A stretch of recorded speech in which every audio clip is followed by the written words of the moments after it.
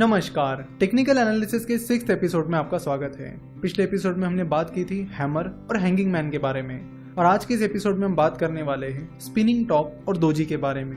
Last lecture में हमने बात की थी कि हैमर और हैंगिंग मैन क्या इंडिकेट करते हैं और उनके इंडिकेशंस को देखकर आप मार्केट में क्या पोजीशन ले सकते हो।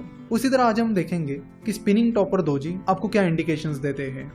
स्पिनिंग टॉप कुछ इस तरह दिखते हैं। स्पिनिंग टॉप की बॉडी बहुत ही छोटी होती है, कुछ इस तरह। जैसे कि हैमर और हैंगिंग मैन ने हमें कई सारे इंडिकेशंस दिए थे कि आपको मार्केट में कब एंट्री करनी चाहिए। हैमर और हैंगिंग मैन फॉर्म होने के बाद मार्केट किस ओर जा सकता है, लेकिन स्पिनिंग टॉप ऐसे कोई इंडिकेशन नहीं देते हैं। तो स्पिनिंग टॉप क्या इंडिकेशंस देते हैं, चलो देखते हैं।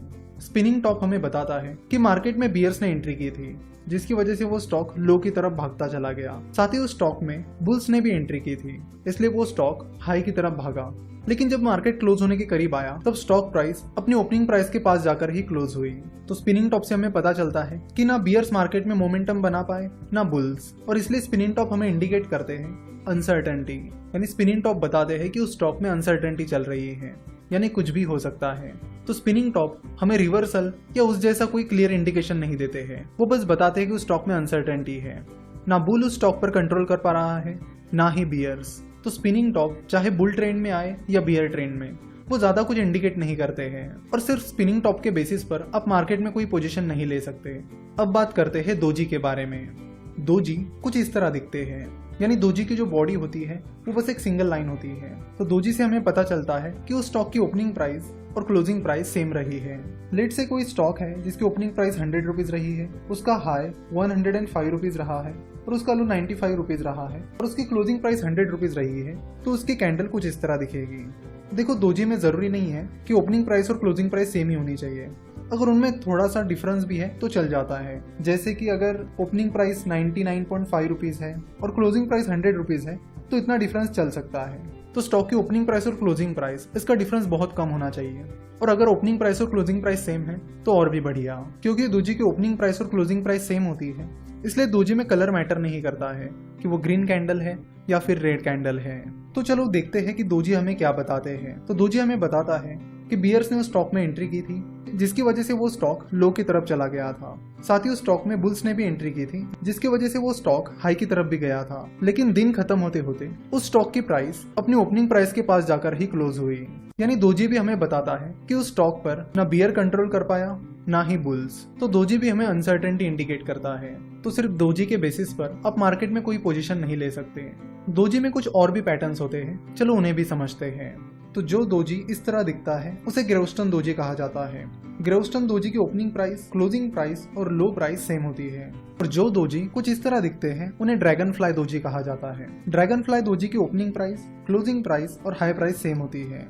अगर आप ग्रेवस्टन दोजी की बात करोगे तो उस पर्टिकुलर स्टॉक में बुल्स ने एंट्री तो की थी, लेकिन बुल्स अपना मोमेंटम बना नहीं पाए और फाइनली वो स्टॉक अपनी ओपनिंग प्राइस पर जाकर ही क्लोज हुआ। वही ड्रैगन फ्लाई दोजी में बियर्स ने एंट्री तो की थी, लेकिन बियर्स अपना मोमेंटम नहीं बना पाए और आखिर में वो स्टॉक अपनी ओपनिंग प्राइस के पास जाकर ही क्लोज हुआ। ड्रैगन फ्लाई दोजी दिखने में तो हैमर की तरह ही लगता है, बट हैमर को एक छोटी सी बॉडी होती है, वही ड्रैगन फ्लाई दोजी की बॉडी नहीं के बराबर होती है। तो आप कभी भी ड्रैगन फ्लाई दोजी और हैमर में कंफ्यूज मत होइए। तो चाहे वो स्पिनिंग टॉप हो या फिर दोजी हो, वो कोई बुलिश ट्रेंड या फिर बियरिश ट्रेंड प्रेडिक्ट नहीं करते हैं। वो आपको ऐसा कोई इंडिकेटर नहीं देते हैं जिससे आप मार्केट में एंट्री या एग्जिट ले सको।